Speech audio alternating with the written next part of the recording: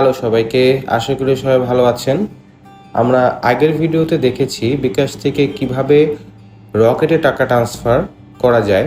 এই ভিডিওতে আমরা দেখব আপনি আপনার বিকাশ ওয়ালেট থেকে কিভাবে নগদে টাকা ট্রান্সফার করবেন। তো চলুন দেরি না করে ভিডিওটি শুরু করা যাক। বিকাশে লগ ইন করার পরে আপনি একটু নিচে চলে আসবেন।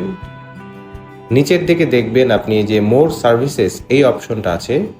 এই অপশন আসার পর আপনি একটু বাম দিকে যাবেন, দেখবেন এনপিএসবি অপশনটা আছে, এনপিএসবিতে ক্লিক করবেন। এরপর এমএফএস যে অ্যাকাউন্টটা আছে এইখানে ক্লিক করবেন। এখানে দেখেন আমার একটা রকেট অ্যাকাউন্ট অ্যাড করা আছে। এখানে আমি নগদ অ্যাড করতে চাচ্ছি, তো আমি এই যে অ্যাড এমএফএস অ্যাকাউন্ট এখানে ক্লিক করব। এরপর আমি নগদে ক্লিক করব। ক্লিক করার পরে এখানে দেখুন লেখাচ্ছে scan your face for verification. এখানে আগের মতো আমাকে ফেস ভেরিফিকেশন করতে হবে, তো আমি স্টার্ট নাওতে ক্লিক করছি।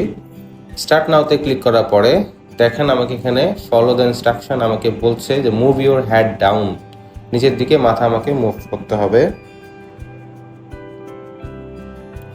ব্লাইন্ক এ ফিউ টাইমস, আমাকে চোখে পলক ফেলতে হবে। এরপর ক্যামেরার দিকে ঠিকভাবে তাকাতে হবে।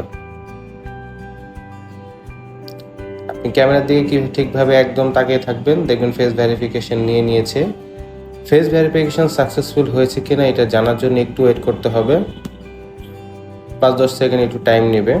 যখন প্রসেসিং শুরু হয়ে গেছে, your face verification is in process, একটু সময় লাগছে। রকেটেরটা খুব দ্রুত হয়ে গিয়েছিল, এটাতে একটু টাইম নিচ্ছে। তো দেখুন আমাদের ফেস ভেরিফিকেশন সাকসেসফুল হয়ে গেছে।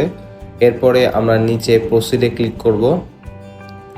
প্রসিডে ক্লিক করার পরে এখানে দেখুন নগদ অপশনটা অ্যাড হয়েছে, এনএফএস অ্যাকাউন্ট নাম্বার। এখানে আমাকে নগদের যে নাম্বারটা আছে সেই নাম্বারটা দিতে হবে।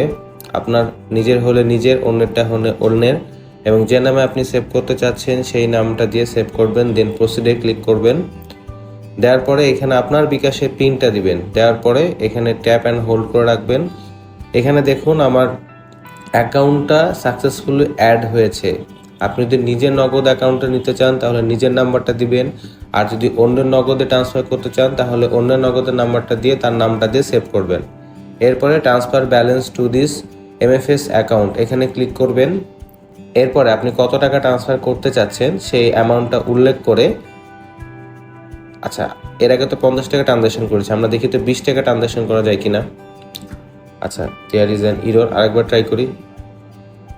যাবে না, মেবি এটা সম্ভবত 50 টাকার নিচে করা যাবে না। আই থিঙ্ক আসলে তাই 50 টাকার নিচে করা যাবে না। আচ্ছা this is a duplicate transaction. আচ্ছা একটু আগে আমরা 50 টাকা ট্রানজ্যাকশন করেছিলাম, এই কারণে এটা হচ্ছে না। আমরা 51 টাকা দিয়ে ট্রাই করি। চলে আসছে। এরপর আমরা বিকাশের পিনটা দিব। দেওয়ার পরে এখানে ট্যাপ অ্যান্ড হোল্ড করব ট্রানজ্যাকশনের জন্য। দেখি আমার নগদ অ্যাকাউন্টে টাকাটা ট্রান্সফার হয়েছে কিনা। যদি সাকসেসফুল, দেখুন আমার নগদ এসএমএস চলে আসছে, তার মানে আমাদের টাকাটা ট্রান্সফার সাকসেসফুল হয়েছে। ফ্রম বিকাশ 51 টাকা, হ্যাঁ এনপিএসবির মাধ্যমে গিয়েছে। তো এখানে দেখেন সাকসেসফুল হয়ে গিয়েছে। তো এই ছিল আজকের ভিডিওটি ভালো লাগলে অবশ্যই লাইক, শেয়ার এবং কমেন্ট করবেন। দেখা হবে পরের ভিডিওতে। সবাই ভালো থাকবেন, ধন্যবাদ।